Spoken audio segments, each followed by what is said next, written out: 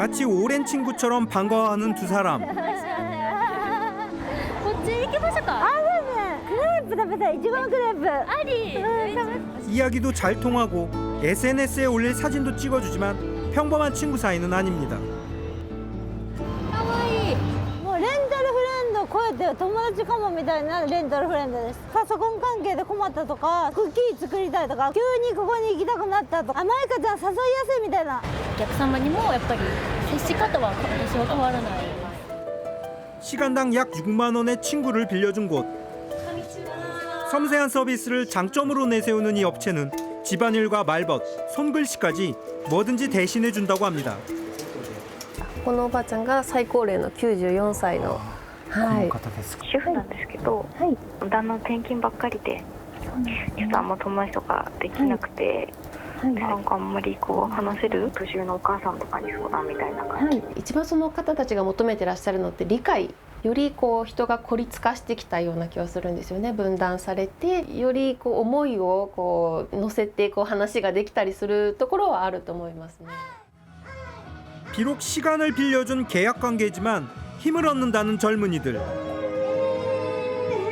楽しい時とか、なんか困ってる時とか、ぜひお役に立てたらなって思ってます。 대행 서비스가 MZ세대에게서만 유행하는 것은 아닙니다. 고인의 육신과 마지막 인사를 하러 가는 길. 여기에 가족은 없습니다. 이 업체는 화장한 유골을 바다에 대신 뿌려주고 촬영까지 해서 의뢰인에게 전달합니다. お酒が好きだったからいつも飲んでたやつを一緒に撒いてくれということでお預かりして散骨一緒にさせていただいたことがあります。 화장한 뼈가루를 담은 봉투. 조심스럽게 두 손을 모아 흐르는 물 속에 던져 넣습니다. 고인의 육신 끝자락이 바다에 침잠하는 사이 예를 갖춰 추모하고 추후 소정의 서류를 의뢰인에게 발행하면 대행 서비스는 모두 종료됩니다. 고인과의 이별마저도 대신해주는 사례가 늘어가는 이유는 무엇일까? こちらだいたい20万円とか30万円ぐらいかかるものです。私たちでお金をお預かりして、お値段は49,800円と費用は抑えられまして。 하지만 비용 문제보다는 빨리 일상으로 돌아오고 싶기 때문이라는 이들도 있습니다. お別れするタイミングは自分であったと思うので、儀式的なことをする時はやはり気持ちの感情の共有みたい、自分の感情でおしまい。 취업 시즌 더욱 바빠진 업체. 퇴직 대행 상담만 한 달에 수천 건인데 일본 직장 문화와 세대 차이가 주요 원인이라고 합니다.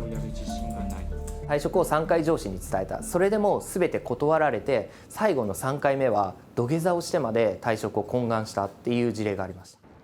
퇴직 대행 업체에 취직한 이 청년도 이전에 파견직으로 일하던 직장을 혼자 힘으로는 그만둘 수 없었다고 합니다. 前職の社長が言ったことが、僕もあんまり暇じゃないからっていうのをあんまりお時間も取ってはくれず。 대행 업체가 이이다 씨를 대신해 관련 법조항과 퇴직 의사를 직장에 전달한 지 8시간 만에 퇴직 확정이라는 통지를 받을 수 있었습니다. 今後の出勤だったり会社への連絡の必要は一切ないという労務環境だったり仕事の環境によってはそういったことができない人ももちろんいると思うので、一人で悩まずにまずは退職代行でもいいですし、誰かしらに相談をするという方が。 사람과 사람들 사이를 이어주는 대행 서비스. 혼자 살아가기 힘든 일본 사회의 한 단면을 말해주고 있습니다. 지금까지 도쿄에서 PD특파원 전인태였습니다.